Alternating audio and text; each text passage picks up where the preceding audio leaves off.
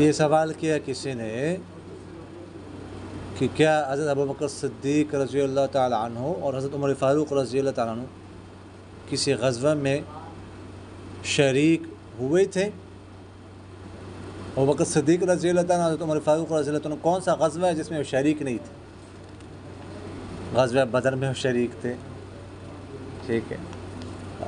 ان دونوں کا تو مشورہ تھا، حضرت عمر فاروق کا مشورہ تھا کہ جو قیدی ہے 70 بندے، جو جس کا رشتہ دار ہے رشتہ دار کے حوالے کیا جائے اور رشتہ دار اس کو قتل کر دے۔ ابوبکر صدیق نے مشورہ دیا تھا کہ فدیہ لیا جائے، احد میں شریک تھے، اس کے علاوہ اور خندق میں تقریباً فتح مکہ مکرمہ کے وقت ہر تقریباً تمام غزوات میں شریک رہے ہیں۔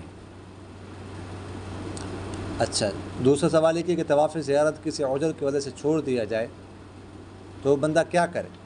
دیکھیے گا، طواف زیارت فرض ہے، حج میں صرف 2 فرض ہیں، وقوف عرفہ اور طواف زیارت۔ اگر کوئی طواف زیارت چھوڑتا ہے تو اس کی وجہ سے وہ حلال نہیں ہو سکتا، ٹھیک ہے، اپنے بیوی کے پاس نہیں جا سکتا، ٹھیک ہے جی، وہ حلال ہو ہی نہیں سکتا جب تک طواف زیارت ادا نہ کر لے، ٹھیک ہے۔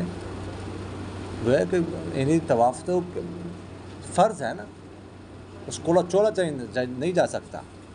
حیض کی حالت ہو تو طواف زیارت کے لیے آپ لوگوں نے پڑھا ہے، ہمارے ہاں جو ہے وہ جو طہارت ہے اس کے لیے وہ شرط تو ہے لیکن رکن نہیں ہے،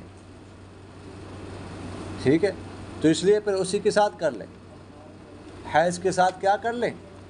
طواف کر لیں، اور پھر بعد میں بدنہ دینا پڑے گا، یہ دینا پڑے گا، ٹھیک ہے۔